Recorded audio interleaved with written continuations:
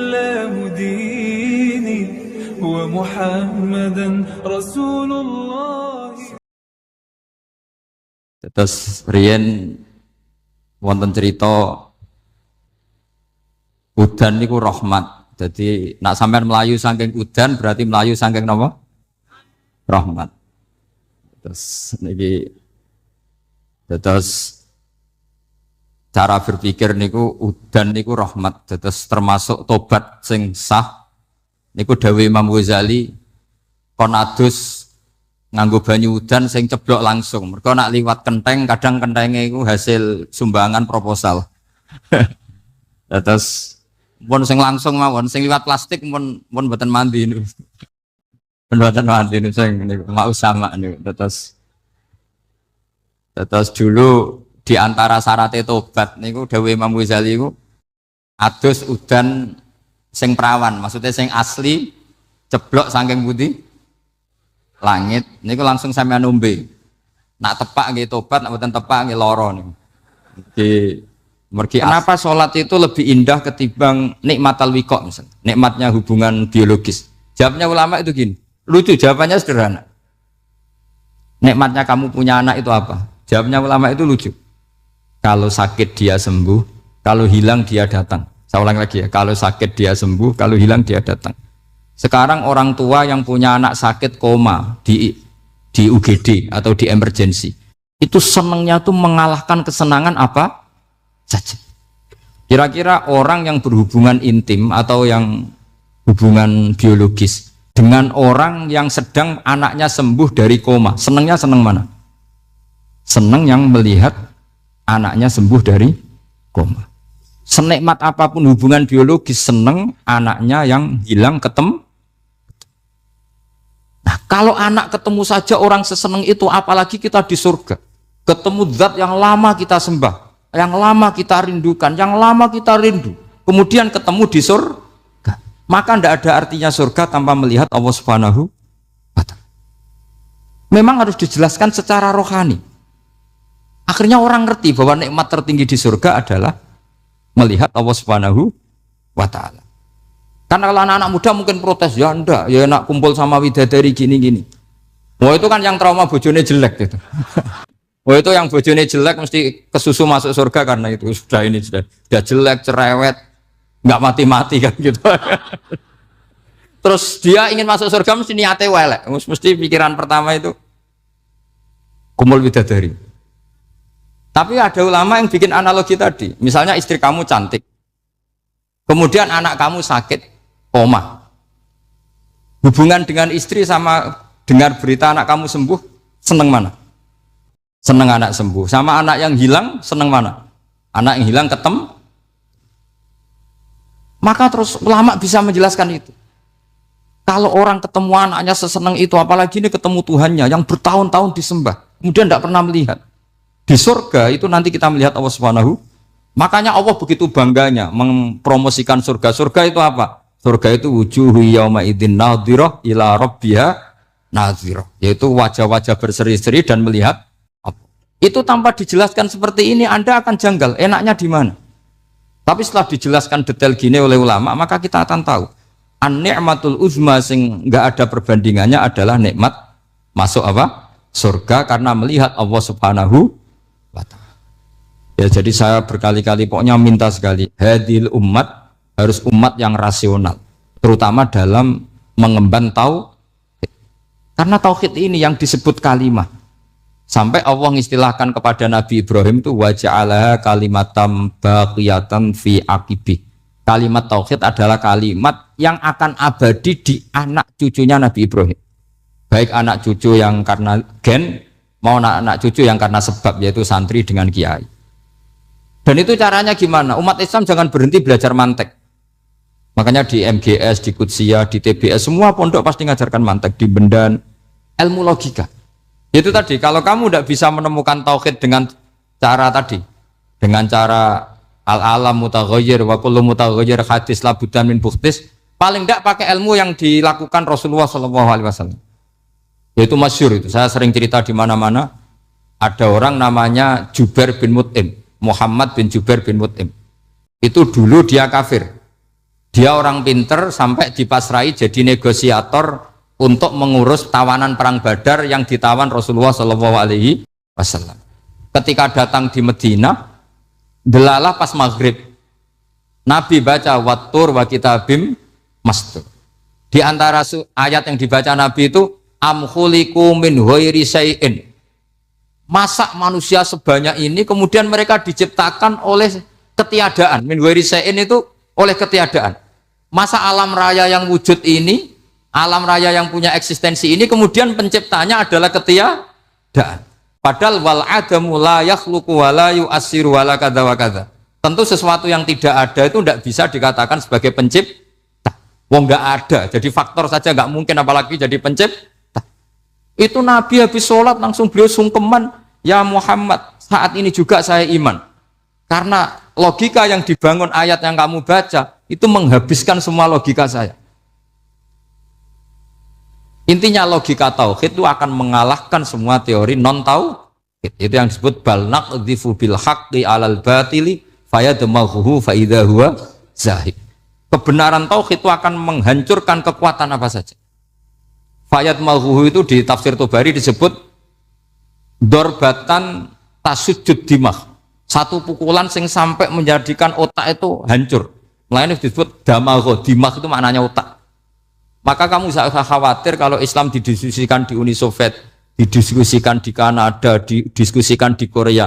Pasti kalimat tauhid akan mengalahkan kalimatul batil. Pasti ja'al haqqu wa zahaqal batil. Innal batila kana zahuq. Tapi syaratnya kita harus kuat. Makanya saya ini senang sekali yang namanya ngaji itu saya senang. Karena saya tadi bercita-cita ingin jadi dosen setelah mati. Karena di dunia sudah tidak jadi apa? Dosen. Saya ingin seperti Imam Amudi. Pertama ketemu Allah, beliau disuruh ngajar malaikat tentang ilmu apa? Matematika yang mengarah ke tauhid. Jadi diajarkan. Kamu tahu angka 2, angka 3, angka 4, semuanya bersumber dari angka 1. Berarti semuanya berawal dari 1. Gak tahu setelah itu malaikatnya dites lagi apa enggak, tahu. Pokoknya pas itu malaikat ya paham semua. Oke. Kayak apa hebatnya umat Rasulullah Shallallahu Alaihi Wasallam? Karena akalnya kuat. Sehingga kita harus kuat.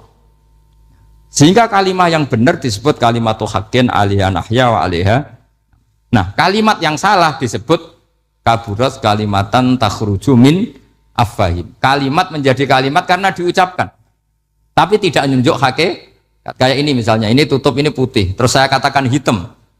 Berarti saya mengatakan ini hitam sebagai kata-kata karena diucapkan, tapi tidak pernah menjadi hakikat karena hakikatnya ini putih. Itu hebatnya Quran. Makanya Quran kalau gojlek orang kafir itu, gojlek orang kafir itu sebut apa? Kaburat kalimatan takhruju min afwahim. Tapi untuk kalimat tauhid dikatakan apa? Yusabbitu walladzina amanu bil qaulif tsabit fil hayatid dunya wa fil akhirah. Sebagian disebutkan wa ja'alaha kalimatam baqiyah. Kenapa kalimat tauhid itu kalimat yang abadi? Karena Allah sebagai Tuhan di dunia juga sebagai Tuhan di akhirat dan selalu Tuhan pada masa yang tidak terbatas. Itu disebut wa ja'alaha kalimatam baqiyah. Kemudian umatnya Nabi mengganti kalimat yang gampang. Allah punya sifat baqa, punya sifat akhir. Maksudnya akhir itu la akhirah lah. Terus semuanya. Yang faham ya alhamdulillah, yang enggak faham dikon ngapal wujud kidam baqa mukhalafatul khawadisi qiyamuhu binafsi wahdaniyat kudrat irad. Wes paham. Lah kok sing rada alim terus roh bedane iki sifat ma'ani iki maknawiyah. Cara Mu'tazilah ngene, cara ahli sunnah ngene. Wah itu sudah kejlimetan baca. Sementing pokoknya wujud kidam. Nah, kenapa pertama yang disebut wujud? Karena yang membedakan kita dengan faham ateisme itu ya sifat wujud, yaitu mereka mengatakan alam raya ini dimulai dari ketiadaan. Wah itu akal mana saja itu nggak bisa nerima, masa ketiadaan menciptakan sesuatu yang ada. Maka kata Ibnu Hajar al-Asqalani ketika mentafsirkan mensarai hadis salasun mangkunna fihi wajata halawatal iman. 3 hal ini kalau kamu faham maka menemukan manisnya iman. Manis itu enak. Terus kata Ibnu Hajar al-Asqalani, masih ingat betul dalam sarahnya Fathul Bari, wa yusamma inda ahlil aql, misalnya al-iltizat al-aqli. Agama ini mengajarkan kenyamanan cara berpikir. Coba kalau sampean seorang doktor atau seorang profesor atau seorang pinter, kemudian kamu dipaksa mengimani bahwa alam ini diciptakan oleh ketiadaan, itu bisa tidur gak? Oh, tidak bisa tidur. Sampean misalnya orang pinter, dididik di kampus atau dididik di pondok, alam ini yang wujud, yang menciptakan itu sesuatu yang tidak wujud. Kamu bisa tidur gak kira-kira? Ini guru apa? Ini sarap ini. Mosok hadil maujudat khalaqahal adam, sesuatu yang wujud diciptakan ketia. Tapi agama ini membawa sesuatu yang menyenangkan untuk akal, yaitu hadhil maujudat khalaqaha wajibul wujud. Maujudat yang wujud ini diciptakan super maujud, yaitu oleh bahasa pondok disebut wajibul wujud. Kan terus seneng, wajar dong kalau sesuatu yang ada diciptakan oleh yang ada. Nah tentu ada pencipta, terus ada super, disebut wajibul wujud. Kan terus enak. Nah, itu kata Ibnu Hajar al-Asqalani disebut wajadah halawatal iman. Sehingga kita tidak usah khawatir. Makanya saya itu termasuk orang yang nggak khawatir. Apapun rusaknya dunia ini, kacaunya dunia ini, akan kalah dengan kalimatut tauhid. Karena kalimat ini ketemu apa saja pasti menghancurkan. Yaitu disebut bal naqdhifu bil haqqi 'alal batil fayadmaghuhu fa idza huwa zahid. Kalimat hak ini akan menabrak apa saja. Dan yang ditabrak pasti hancur. Makanya sampai tidak usah khawatir misalnya ada negara ateis di Cina, di Korea. Kita yakin asal yang diteliti itu agama Islam pasti menang.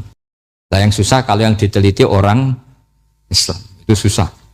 Karena yang copet kadang-kadang ya umat.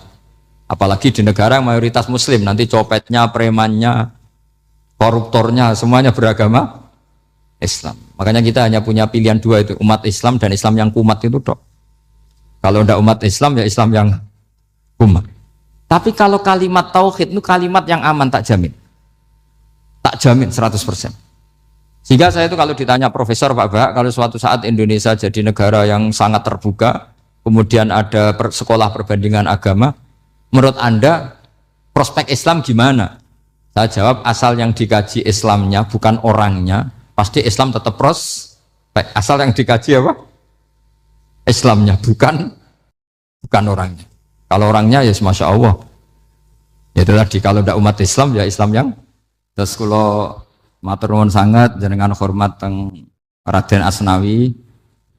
Beliau sekarang generasi keempat ya, wonten sing generasi ketiga.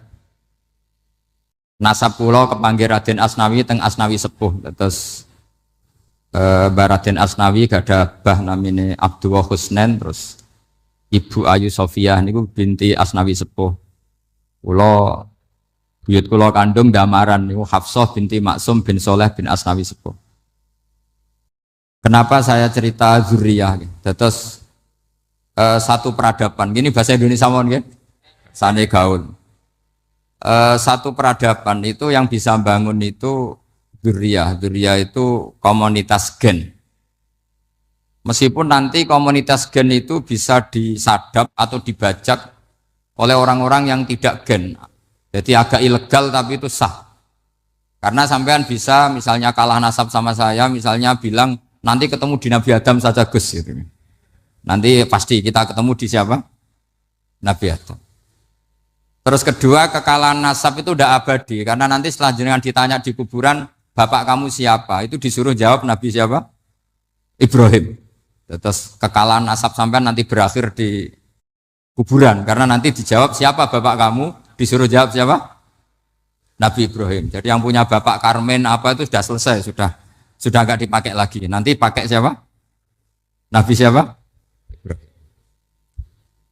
Nah, kenapa saya cerita bahwa nasab gen itu akan disatukan oleh satu visi ilmiah yang objektif. Gini ku dawe Nabi Yusuf, wattaba'tu millata abai Ibrahim wa Ishaq wa Yaqub. Terus dawe Nabi Yusuf, maka nalana an nusyrika billahi min syai'. Jadi saya ngikuti leluhur saya. Ini dengerin ya, saya ngikuti leluhur saya, yaitu Nabi Yakub bin Ishak bin Ibrahim. Leluhur saya itu siapa? Maka nalana an nusyrika billahi min syai', yaitu keluarga besar yang tidak pernah melakukan kemusyrikan. Ya, keluarga besar kami punya tradisi tidak pernah melakukan kemusyrikan. Dan bahkan itu dibahasakan tidak mungkin kita ini melakukan kemusyrikan. Maka lana itu kira-kira kalau bahasa Indonesia itu kita ini tidak mungkin melakukan kemusyrikan. Nah, kenapa demikian? Itu berangkat dari logika yang permanen. Disebut yusabbitu Allahu alladziina aamanu bil qouli tsabiti fil hayatid dunya wa fil akhir. Logika permanen itu begini misalnya. Kita ini kan hidup dari bapak dari ibu terus sampai Nabi Adam. Kemudian setelah Nabi Adam ini berakhir. Kemudian kita mau tidak mau berpikir Nabi Adam itu siapa? Terus diterangkan, ternyata Nabi Adam itu satu makhluk hidup yang mulanya dari tanah. Lewat wahyu Allah, lewat titah Allah, kemudian jadi manusia yang bernama Adam. Sebelum Adam, ada bumi, ada langit, ada cakrawala, macam-macam. Kemudian itu kita rumuskan lagi, asal-usulnya adalah tidak ada. Adamiyun makhdun. Akhirnya kita tahu bahwa alam raya ini diwujudkan setelah dari tidak ada. Nah tentu terus kita berpikir dari tidak ada menjadi ada itu pasti penyebabnya adalah sesuatu yang ada. Nah yang ada itu disebut wajibil wujud. Karena wajibil wujud ini wujud sendiri, nggak ada saingannya. Karena Allahu wala syai'amahu, Allah ada dan tidak ada pesaingnya. Maka kita ini berpikir nggak mungkin ada kekuatan manapun yang menyamai Allah.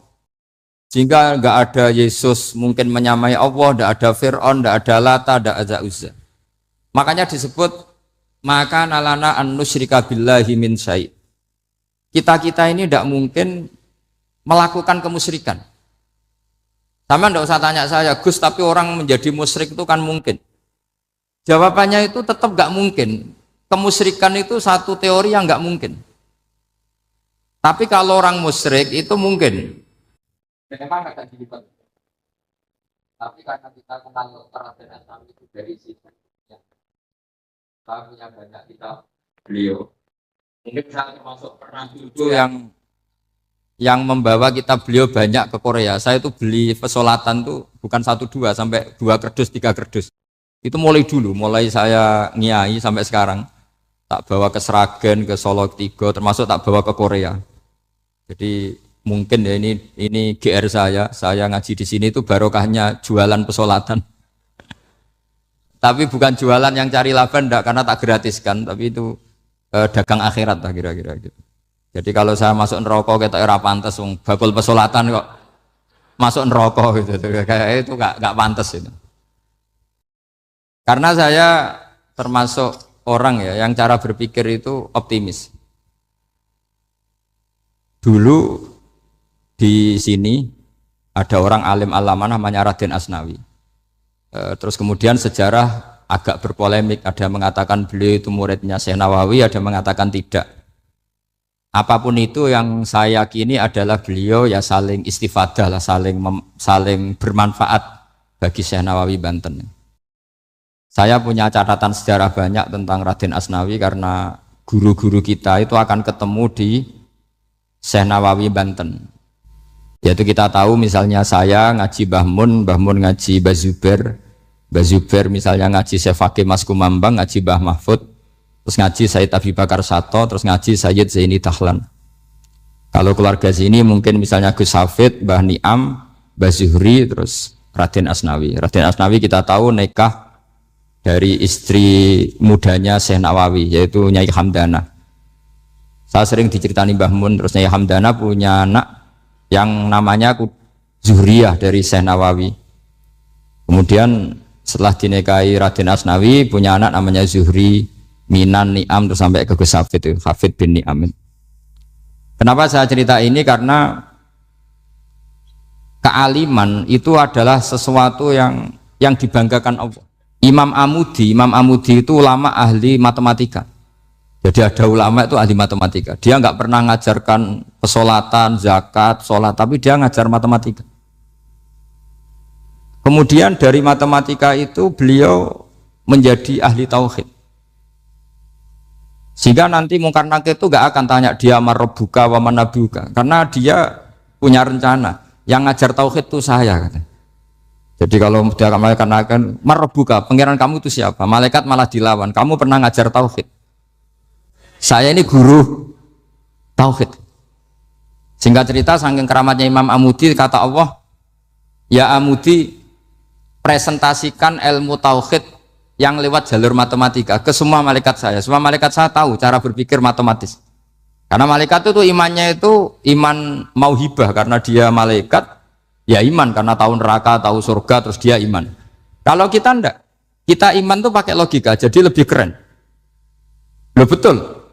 Malaikat itu ketika bangga, ya Allah, apa ada orang yang imannya di atas kita? Jawabnya Allah ada. Siapa? Ya orang-orang kudus, kata Allah. Kira-kira gitu. Kenapa? Ya betul. Karena kamu iman saya itu wajar, kamu tahu saya. Tapi mereka nggak tahu saya, tapi iman. Kenapa bisa iman ya Allah? Karena mereka punya logika, punya akal. Akhirnya Imam Amudi disuruh sama Allah presentasikan logika tauhid kamu lewat jalur matematika. Malaikat disuruh dengerin semua, isma'u ya malaikati, ini mimpinya wali. Terus Imam Amudi mulai mengajarkan nisbatul isnaini ilal wahid wa nisbatus salasa wal arba'ah ila ma la nihayatalah, niku binisbatin wahidah, yaitu far'un minal asli wa huwa al wahid. Mbok angka sebanyak apapun 2, 3, 4 sampai 1 miliar itu nisbatnya ke angka 1 adalah nisbatul far'i ilal asli. Semuanya berasal dari satu.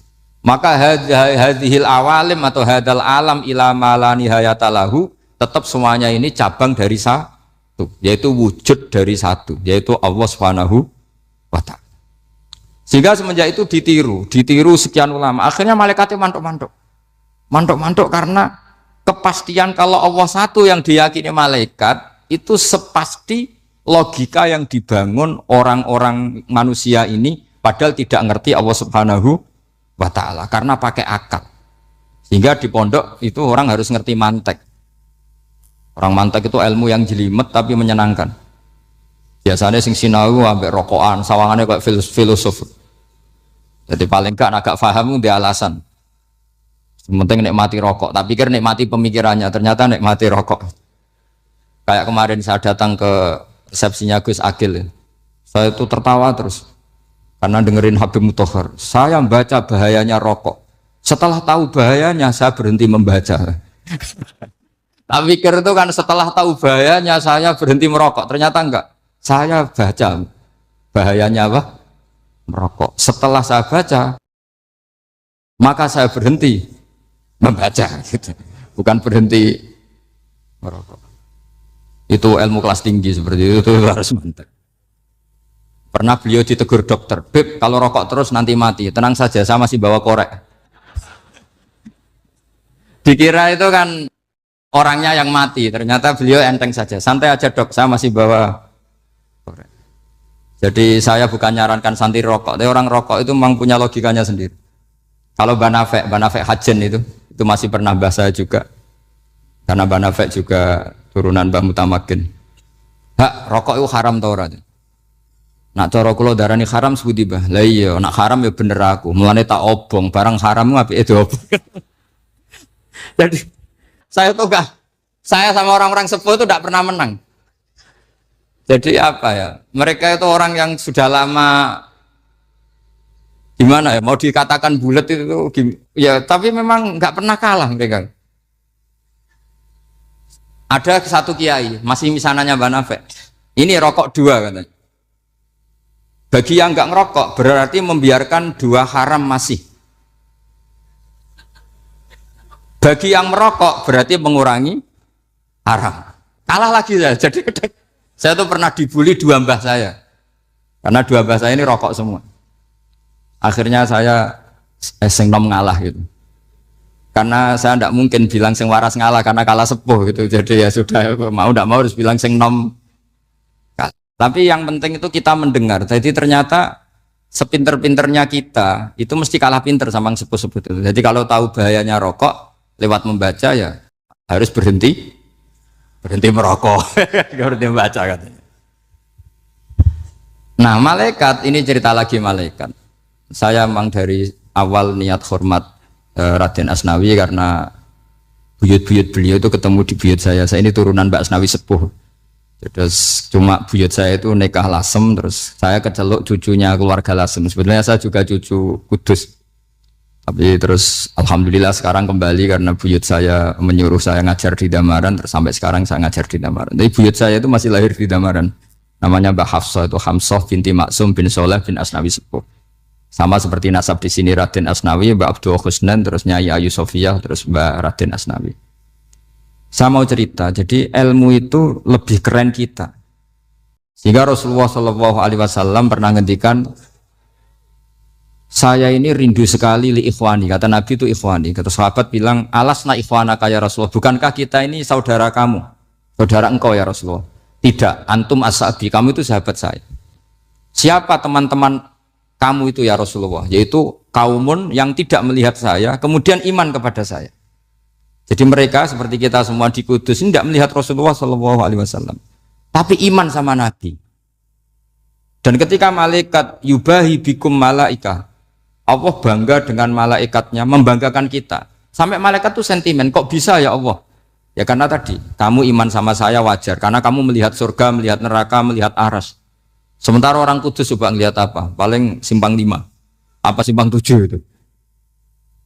Tapi imannya nggak kalah dengan malaikat. Kenapa nggak kalah? Karena tadi kita diajarkan bahwa nisbatul isnaini wassalasah wal arba'ah ila ma la nihayatalaha itu sama-sama nisbatul far'i ilal asli. Tetap yang asli adalah angka 1. Jadi nggak mungkin aslu hadhil asya nggak dari Allah itu, nggak mungkin. Tetap dari zat yang satu. Kemudian tentu ini bukan nisbatul walad ilal walid, anak ke bapak tentu enggak, tapi nisbatul khaliq sama makhluk. Tapi apapun itu pasti satu. Sehingga Imam Amudi akhirnya masuk surga lewat jalur itu, tidak usah lewat pertanyaan man rabbuka wa man nuka. Kelasnya disuruh ngajar malaikat. Saya punya rencana jadi pengajar malaikat nanti itu kan. Jadi orang-orang Kudus yang dapat barokahnya Raden Asnawi nanti jangan mau kalau ditanya man rabbuka wa man nuka. Kelasnya itu harus apa? Jadi gurunya malaikat. Karena bapak kita Nabi Adam itu keren. Nabi Adam itu adalah orang yang disuruh Allah dipresentasikan, dibanggakan Allah di depan para malaikat. Ketika ada malaikat yang agak hasut, tapi itu tidak malaikat papan atas, malaikat yang kebanyakan. Itu kan agak gak terima Nabi Adam jadi apa? Khalifah. Sampai malaikat ini usul ataj'alu fiha mayufsidu fiha wasfikut. Makanya kalau saya protes sama malaikat itu malaikat yang ini, bukan Jibril sama Israel. Kalau protes Israel bahaya. Bisa dihabisin. Saya pernah ditanya seorang kiai, Gus jenengan gojlok malaikat kok berani? Ya karena malaikat yang jenis ini pernah gojlok Nabi siapa? Adam. Enggak percaya kalau Nabi Adam itu layak mimpin, sampai protes ataj'alu fiha may yufsidu fiha wasfikut. Tapi apa yang terjadi? Allah mengajarkan satu ilmu di Nabi Adam, kemudian disuruh meresentasikan. Qala ya Adamu ambihum bi asma'ihim. Adam, coba kamu presentasikan ilmu kamu. Setelah Nabi Adam fasih mempresentasikan ilmu, kata Allah, kamu bisa enggak sepinter Nabi Adam? Enggak bisa ya Allah. Makanya sudah saya bilang, ini alamu malah. Saya lebih tahu siapa yang layak mimpin. Jadi layak mimpin itu pertama harus kuwatul ilm. Ilmunya itu harus kuat. Nanti saya akan cerita hubungannya Raden Asnawi dengan Syekh Nawawi. Apa itu hubungan teman, apa murid guru, itu memang masih jadi polemik sampai sekarang. Kalau saya ya keyakinan saling istifadah. Ini bahasa netral, tidak murid guru tapi saling apa? Istifadah. Kata Syekh Nawawi dalam tafsir Munir itu, ilmu itu nomor 1. Sehingga beliau setiap ada ayat fa inna hizballahi humul ghalibun, beliau pasti menafsiri bil hujjah wal barohin la bis saulah. Saya masih ingat betul takbirnya, memang saya hafalkan. Tapi bukan untuk modal pidato, bukan modal sebagai wong alim. Kalau pidato gampang. Pidato itu semua orang bisa. Kalau jadi orang alim itu tidak gampang. Lebih susah lagi wong alim buat pidato. Itu kalau nggak pernah mbah saya tidak mau. Karena memang saya terkenal nggak suka pidato. 1 memang nggak bisa. Nomor 2 tidak ingin. Nomor 3 ya rugi. Karena pidato itu nasib-nasiban ini. Kalau nasib baik kamu tidak paham itu, wah Gus Ba ilmunya tinggi sehingga kita tidak paham itu kalau nasib baik. Kalau nasibnya tidak baik, nak ngendikan bulat sama itu tepat-tepatan. Dan Syekh Nawawi itu benar, Raden Asnawi juga benar, semua guru-guru kita benar. Karena agama ini sebetulnya bukan masalah negara, tapi masalah logika yang sehat. Uni Soviet itu pernah mengkooptasi Uzbek, Ceknya, Tajikistan. Itu 100 tahun. Orang dipaksa ateis. Tapi orang-orang Uzbek, saya sering ketemu ulama Uzbek, kadang ketemu di Korea, kadang di Malaysia. Orang-orang Uzbek itu punya basement di bawah tanah. Kemudian di bawah tanah ini mereka ngajarkan tauhid. Ngajarkannya ya gampang. Misalnya, ini sesuatu yang ada. Ya ini. Ini ada penciptanya enggak? Ya ada. Siapa? Tukang katanya. Yang penting itu enggak ada logika bahwa sesuatu yang ada disebabkan oleh ketiadaan. Lah orang komunis, orang ateis itu orang yang mengatakan alam ini didahului oleh nihilisme, oleh adamiyah.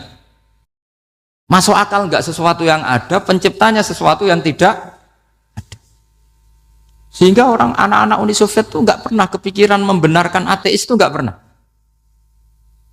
Bareng Uni Soviet ada itu Glasnost Perestroika itu kemudian hancur, semuanya langsung menjadi negara Islam, termasuk Uzbek, Tajikistan, karena diajari ilmu, bahwa ilmu itu yang nggak pernah kalah oleh negara. Sehingga saking pedenya Rasulullah SAW ketika Sulhul Hudaybiyah, ini agak jelimet tapi gampang dicerna. Sulhul Hudaybiyah itu satu perjanjian yang semuanya merugikan Rasulullah. Yaitu kalau orang kafir masuk Islam disuruh kembalikan ke kafir, karena kafir itu bagi mereka habitat, Islam itu hal yang baru.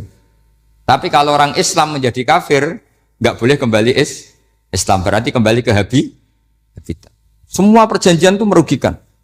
Sampai masyhur Sayyidina Umar protes ke Rasulullah, jenengan masih nabi. Itu kan ekstrim tanya, jenengan sampai sekarang masih nabi? Ya saya masih nabi. Kenapa tanya demikian? Karena semua perjanjian merugikan Islam, menguntungkan orang apakah? Semua sahabat sebetulnya persis Sayyidina Umar protes, kecuali Abu Bakar. Lama-lama akhirnya di antara perjanjian itu berbunyi begini. Tapi saya minta satu hal. Orang boleh mendiskusikan Islam tanpa tekanan. Itu saja permintaan Nabi. Orang boleh mendiskusikan Islam secara bebas, tidak tertekan. Karena orang-orang kafir melihat itu hal yang biasa, ya nggak masalah Muhammad. Akhirnya orang diskusi. Islam itu apa sih? Islam itu orang yang menuhankan Allah. Allah itu siapa? Zat yang menciptakan langit dan bumi. Lama-lama orang kafir berpikir, wah keren, Tuhannya Muhammad bisa bikin langit dan bumi. Nggak kayak Tuhan kita, malah kita yang bikin. Jadi mulai debat itu mulai, terus ada yang cerita lagi. Saya pernah loh nyembah Lata, pas itu dikencingi luwak. Masa ailahun yabulu ali sa'laban, masa Tuhan kok dikencingi luwak? Yang agak-agak ahli kitab ya diskusi lagi. Wah kayaknya Yesus tidak Tuhan. Masa Tuhan kok kelaparan, lemes, wah repot nanti. Jadi makanya Allah ketika ngejlok wa ummuhu siddiqah kana yakulani ta'am. Mal masihu ibnu Maryam illa rasul qad khalas min qablihir Rasul wa ummuhu siddiqah kana yakulanit. Coba paradok enggak misalnya. Kamu didolani Nabi Isa terus ketok lemes. Kenapa? Tuhan, saya agak sakit keroi dulu. Kan enggak kebayang itu. Punya Tuhan yang sakit setelah makan sehat terus. Kan enggak kebayang seperti itu. Ketika Nabi punya konsep Tuhan, Tuhannya Muhammad itu siapa? Yaitu zat yang la awalalah, zat yang pertama. Lalu Tuhan itu siapa? Tuhan itu yang menciptakan langit bumi. Tuhan itu siapa? Yang memulai segalanya. Lama-lama mereka berpikir, wah kalau gitu yang benar itu Islam. Maka kata Imam Zuhri, Syihabuddin Az-Zuhri, famaka nafathun fil islami a'zoma min sulhil Hudaybiyah. Innamaka nasu yatafaduluna fil hadis wal munaza'ah. Semua teks riwayat itu ada kata wal munaza'ah. Orang bebas ngomong dan berdebat. Munaza'ah itu berdebat. Terus akhirnya falam yatakallam ahadun bil islami yaqilu syai'an illa dakhala fihi. Kemudian setelah berdebat dan mereka tahu Islam pasti akhirnya masuk. Dan itu yang sekarang terjadi di dunia. Makanya saya pernah ditanya seorang profesor, Gus, kalau di Jogja ada sekolah perbandingan agama menurut Anda gimana? Asal itu tentang agama, tidak apa-apa. Tapi kalau yang dibandingkan umat Islam itu jangan. Karena nanti kalau di Indonesia kira-kira yang copet itu ditanya agamanya juga Islam, yang koruptor juga Islam. Jadi kalau yang dikaji Islamnya nggak apa-apa, tapi orangnya jangan kata saya. Karena yang bulat ya banyak, yang nggak sholat ya banyak. Tapi kalau Islamnya saja, misalnya adu konsep tentang Tuhan. Masyhur kita mungkin banyak yang melihat itu debatnya Stanley Fischer sama Ahmad Didat itu. Tuhan kamu siapa ini itu sama Didat cerita Tuhan saya itu lam yalid walam yulad walam yakul lahu kufuwan. Itu spontan ada seorang mahasiswi bilang sepertinya Tuhan Anda lebih menarik karena Tuhan Anda yang menciptakan langit bumi, yang Tuhan ini kok lahirnya sudah di bumi, masa lahir-lahir langsung jadi Tuhan. Jadi akhirnya falam yatakallam ahadun bil Islam yaqilu syai'an illa dakhala fihi. Sehingga agama ini apa? Agama itu adalah kalimat tauhid. Kalimat itu apa? Logika yang terbangun. Nah, ketika logika itu terbangun maka disebut yusabbitu Allahu alladzina amanu bil qaulis tsabit fil hayatid dunya wa fil akhirah. Allah itu akan menetapkan satu kaul, satu presentasi ilmiah atau satu kesimpulan ilmiah. Yang kesimpulan itu nyata benarnya. Dan ini akan nyata terus baik di kehidupan dunia maupun kehidupan apa? Akhir. Seperti Allah sebagai Tuhan. Itu akan nyata terus. Di dunia Allah ya Tuhan, nanti di akhirat juga Tuhan. Tapi Tuhan selain Allah, maka menjadi Tuhan ini nunggu ada yang menuhankan. Misalnya Fir'aun, itu jadi Tuhan karena ada yang menuhankan. Sekali dia mati, dia sudah aset wisata, bukan Tuhan lagi. Makanya gejolokannya orang ulama Arab, kalau ketemu ulama Mesir, kalau gejolokan itu lucu. Orang Arab, ada Abu Jahal, Abu Lahab, penggaweane ngusir Nabi. Gitu.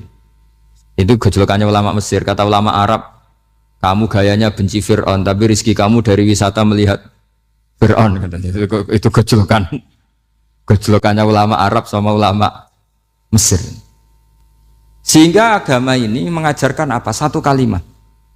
Makanya kamu harus belajar mantek. Dulu Raden Asnawi ya pengajar mantek. Dulu buyut saya di sini Mbah Fauzan, abahnya Mbah Pah itu, mbahnya itu juga pengajar mantek. Karena di antara yang diceritakan Allah itu wa ja'alaha kalimatam baqiyatan fi aqibih. Tugas utama Nabi Ibrahim adalah menjadikan satu logika. Kalimah itu logika. Itu menjadi logika yang abadi. Baqiyah itu abadi. Fi aqibih di anak turunnya Nabi Ibrahim. Misalnya begini, saya beri contoh ya. Misalnya saya mengatakan teh ini hitam, itu menjadi kalimah karena diucapkan, tapi tidak menunjuk hakikat karena tehnya berwarna apa? Kuning.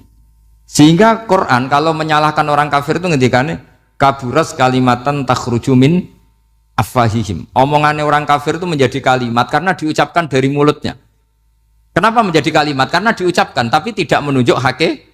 Seperti orang mengatakan 2 ditambah 2 itu 10. Itu kalimat, tapi kalimat yang salah. Karena tidak menunjuk hakikat. Seperti orang kafir mengatakan Tuhan itu 3. Itu kalimat karena diucapkan, tapi tidak menunjuk hakikat.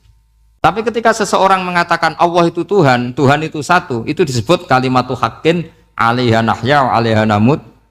Mriki tahlilane wa 'alaiha napa wa biha. Wa 'alaiha napa wa biha. Wa'alaiha ya ada yang tahlilan wa biha, itu nggak tahu sanatnya dari mana, pokoknya ada yang wa'alaiha, ada yang biha. Kenapa dikatakan kalimat tauhid? Karena kalimat yang dari kesimpulan berpikir. Dan agama ini dibawa Nabi Ibrahim itu untuk membawa kalimat tauhid. Ciri utama kalimat tadi, kamu yakin seyakin-yakinnya bahwa nisbatul snaini wassalasah wal arba'ah ila ma la nihayata laha itu kanisbatis nain ilal wahid, yaitu semuanya far'un minal asli. Aslinya adalah wahid. Sehingga di kitab, saya pernah ngaji Bahmun, namanya kitab Al-Husunul Hamidiyah. Itu dikarang oleh ulama-ulama sekarang, itu diajarkan di MGS. Ini mbah-mbahnya Gus Akil, pendirinya madrasah MGS. Itu ada gambarnya di situ. Di situ ada gambar piramida, ada gambar hewan, ada gambar pohon. Kata yang ngarang, gambar sedetail ini, sejelimet ini dimulai dari nuktah wahidah, tetap dimulai dari satu titik, dan ini disebut nuktatil wujud. Jadi mbok orang kudus sebanyak ini tetap dimulai dari satu orang, yaitu Adam. Adam dimulai dari ketiadaan. Lalu siapa al-mujid? Pewujudnya siapa? Hanya Allah Subhanahu wa ta'ala. Sehingga ulama-ulama termasuk Syekh Nawawi itu paling suka ngendikan semua makna Quran dikumpulkan di Fatihah, Fatihah dikumpulkan di Bismillah, Bismillah dikumpulkan di ba, karena di ba itu ada titik nukdotil wujud, yaitu disingkat bi kana makana wa bi yakunu ma yakun. Karena saya, kata Allah, semuanya akan ada, dan karena saya yang enggak ada, semuanya suatu saat ada. Disebut nukdotil wujud. Nah, kita meyakini kalau Allah satu itu seyakin-yakinnya, karena nggak mungkin angka nggak dimulai dari angka satu. Begitu juga gambar seapapun julumete. Misalnya sampean gambar zaman saya kecil, gambar paling favorit itu apa? Kambing bertarung. Itu gambarnya kan susah. Daripada gambar kambing bertarung susah, terus dibikin kotak saja, tembok. Kalau tanya gurunya, gambarnya mana? Di belakang tembok, Bu. Ini itu dulu saya diwarai anak-anak nakal ya. Jadi semua satu gambar itu disuruh gambar harimau, yang satu disuruh gambar kambing bentrok, yang satu disuruh gambar matahari, semuanya kotak semua. Ini itu Bu, gambarnya di belakang apa? Tembok. Maka nggak kelihatan kata sih. Jadi gurunya kalah cerdas. Yang guru itu sebenarnya nggak pernah menang, karena murid itu lebih pinter. Itu teman saya dulu kalau ngaji itu, kalau tes itu ngerpek, baca. Gurunya marah, kamu tes kok baca? Enggak ngerpek Bu, ini belajar di kelas. Katanya belajar kapan saja, di mana saja. Acuh. Jadi apa ya, orang itu kadang yang salah itu lebih masuk akal kadang-kadang ini. Saya teruskan ya supaya ini dapat barokahnya Raden apa? Asnan. Saya mohon sekali ya, kalimatul haqqin itu harus kamu jaga. Caranya jaga ya tadi. Kalau kamu tidak bisa ilmu mantek, misalnya al-alam mutaghayyir wa kullu mutaghayyir hadis la budda min muhdits, itu kan jelimetan. Pakai saja teori umum bahwa gambar apapun jelimetnya itu dimulai dari satu titik. Karena nggak dimulai dari satu titik, tidak bisa. Maka alam apapun jumlahnya nggak terhingga, tetap dimulai dari al-wahidul qahar, yaitu satu titik. Yaitu dalam konteks tauhid tentu itu Allah Subhanahu wa ta'ala. Sehingga Nabi Ibrahim itu orang paling sukses bikin waja'alaha kalimatam baqiyatan fi aqibi. Terus Nabi Muhammad begitu, sahabat begitu, sampai kita sekarang diajari ilmu mantek. Ilmu mantek itu logika yang nggak terbantahkan. Karena mau tidak mau. Kata Imam Syafi'i, fa innal uqula muttarratun ila qabulil haq, karena akal akan dipaksa menerima kebenaran. Dan itu yang terjadi di Uni Soviet. Dikooptasi 100 tahun untuk berfaham ateis, dilawan oleh ilmu, tetap menanamkan ilmu tauhid, ilmu mantek. Ketika Uni Soviet secara politik runtuh, semuanya menjadi muslim, termasuk negara-negara yang dulu dikooptasi. Maka kamu tidak usah kecil hati di Indonesia, apapun rusaknya negara ini, asal kita cara bertauhid benar, insya Allah tetap meninggal husnul khotimah. Karena sudah janjinya Allah, yusabbitu walladzina amanu bil qaulis tsabit. Sing jelas itu nomor satu tuh al qaulis tsabit. Memang itu logika yang masuk akal. Jadi jangan kira semua orang ditanya amar rabbuka, ndak. Banyak ulama yang enggak ditanya, masyhur itu dalam cerita keramat-keramat. Ada guru tauhid ngajarin tauhid. Setelah ditanya mungkar nakir, Imam Malik datang. Kamu nanya ini, man rabbuka man nabiyuka, kamu tahu ini guru Umul Barohin yang tukang ngaji tauhid. Guru tauhid kok ditanya apa? Tauhid. Malaikatnya enggak jadi tanya. Dan saya percaya cerita-cerita seperti itu karena secara umum itu ala inna auliya Allahi la khaufun alaihim walahum yahzanun lahumul busyra fil hayatid dunya wa fil akhir. Artinya kalau wali itu kok ditanya mungkar nakir berarti ngalami ketakutan. Karena di situ kan digambarkan mungkar nakir itu sewangar, bawa godam. Kalau yang tanya nggak bisa dipukul sampai ajur sak walang-walang. Pokoknya ceritanya kan seru seperti itu. Berarti kalau betul begitu terus ayat la khaufun alaihim walahum yahzanun kayak apa? Makanya dalam kitab Nashihul Ibad itu ada cerita ini. Sampean boleh nggak sependapat dengan saya, tapi semoga nasib sampean nanti digebuki malaikat. Karena orang itu akan mengalami seperti yang dirasakan. Ana indadzoni abdibi. Saya tidak bayangkan akan mengalami itu. Makanya saya ini ngajar tauhid terus. Paling tidak kalau ditanya marabbuka man nabiyuka, sampean tahu profesi saya. Saya ini pengajar tauhid. Dan biji saya 9. Dulu saya di MGS, kalau ada teman bijinya tauhid kok 4, terus gak ahli swarga, tauhidnya jeblok. Dari kalau bijinya 4 terus gak ahli swarga, tauhidnya apa? Jeblok. Tapi yang bijinya 9, ahli swarga, tauhidnya itu Saya dulu bijinya 9. Terus 9 terus sampai tamat. Karena nggak ada biji 10. Karena kalau 10 itu kan terlalu sempurna, nggak baik lah manusia kok sempurna gitu. Jadi sudah 9 aja kan. Tapi sebetulnya pantasnya ya dapat 10. Mergo saake, mergo tenan enggak tahu saya. Di Nasaihul Ibad itu ada cerita gini dan saya percaya itu. Di sarahnya itu. Juga di sarah apa itu yang di sarah Syekh Nawawi itu. Pokoknya saya kalau ingat Raden Asnawi pasti ingat Syekh Nawawi. Saya tidak memastikan apa murid guru apa saling istifadah, yang jelas itu teman dekat, teman fil ilm. Sayyidina Ali itu pernah minta kasaf sama Allah. Saya percaya tidak semua orang alami marbuka ditanya itu. Ya Allah, saya minta kasaf itu ngerti alam gaib. Ingin tahu Umar. Jadi diam-diam Sayyidina Ali itu ya mangkal sama Sayyidina. Wong kok kerasingon. Angger wong kok tahu disentak. Jajal wani nyentak malaikat Tora itu kata Sayyidina. Jadi dia minta kasaf karena kenangannya dia melihat Umar itu semua orang pernah disentak sama Sayyidina Umar itu. Sayyidina Ali minta kasaf. Ya Allah, saya ingin melihat Umar menghadapi mungkar nakir. Masih garangkah apa enggak? Itu dah, itu tidak. Minta kasaf. Pas kasaf beliau bangun dari kubur, duduk. Dilihat sama Sayyidina Ali ini ngalami kasaf. Sama ndak usah tanya. Ndak wali kok tanya. Ya sudah pokoknya percaya aja. Akhirnya malaikat mungkar nakir datang. Itu di situ digambarkan matanya itu kalkidril mughalla, kayak apa itu? Panci yang dibakar. Wah, so seru. Sumpah nang Sayyidina Ali. Baru ini kamu akan takut gitu. Tapi ternyata enggak. Umar bangkit disentak orang tua itu. Kamu tahu menghadapi siapa? Yang sopan. Oh, ada sontak. Kaget malaikatnya itu karena enggak pernah ngalami disentak. Mungkin itu pertama. Kaget. Memangnya kamu siapa? Saya ini teman kekasih Tuhanmu. Saya yang diandalkan temannya sebenarnya bukan dia. Ana sohibu habibillah. Saya ini temannya kekasihnya Allah. Jadi dia ngandalkan temannya sebetulnya, bukan ngandalkan dirinya.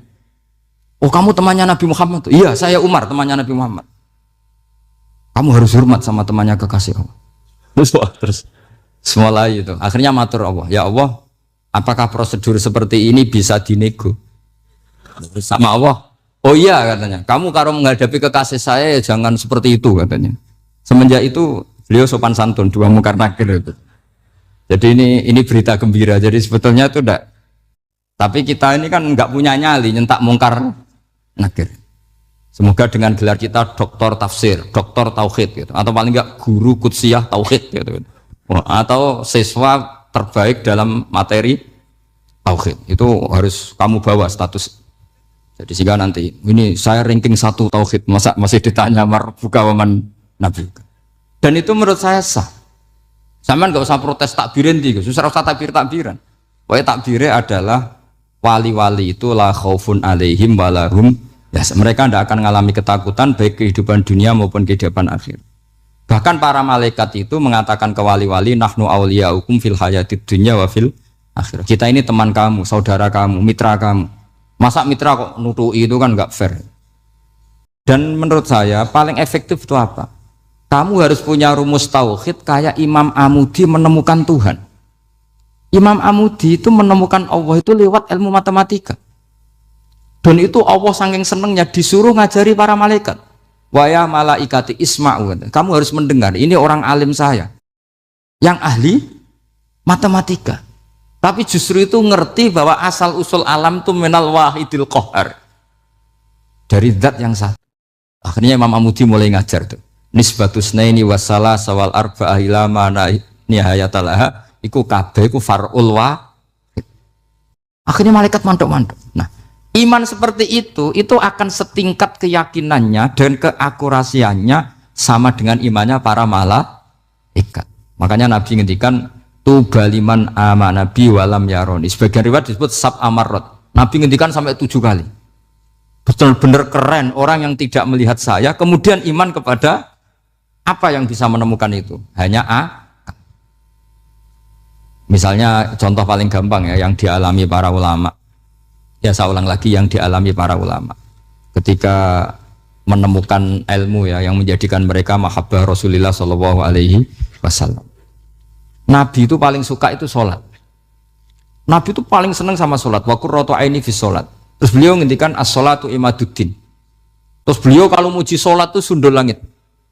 Sampai beliau kalau banyak masalah itu bilang ke Bilal, "Arikhna ya Bilal, saya kasih istirahat." Itu maknanya mau sholat. Semuanya sholat. Pertanyaannya adalah, apakah mungkin seorang raja yang ambisi jadi raja, kemudian yang dikampanyakan adalah orang supaya sholat? Tentu kalau Nabi seorang raja, beliau akan kampanye gimana? Narik upeti kayak apa, narik pajak kayak apa, biar Nabi kaya. Enggak. Nabi itu paling tersiksa kalau orang tidak sholat, tersiksa kalau orang tidak sujud. Loh, kalau beliau seorang raja, ngapain mempopulerkan sholat? Maka makna sholat Imaduddin adalah, sholat itu tiang agama. Maknanya tiang agama, kamu akan tahu betul kalau dia seorang Nabi. Karena apa? Yang diajarkan adalah sholat. Loh, coba untungnya apa bagi Nabi Muhammad ketika umat Islam sholat? Kan tidak ada untungnya sama sekali. Justru itu kelihatan kalau dakwah beliau itu dakwatul haq, mengajak kebenaran. Loh, wong kok kampanyenya ini kon sholat, mestinya nak kepengen sugih kan kon bayar pajak, upeti. Tapi enggak, Nabi itu mengajarkan apa? Orang supaya sholat. Dan ini diimplementasikan sama Raden Asnawi. Beliau ngarang pesolatan. Orang sealim itu yang dikarang pesolatan. Makanya saya tuh kagum. Saya saksinya banyak. Tanya murid-murid saya kalau beli pesolatan, saya kerdus, saya kirim ke Korea, terus ke pedalaman-pedalaman. Karena saya butuh pesolatan. Bahwa orientasi kita itu sholat.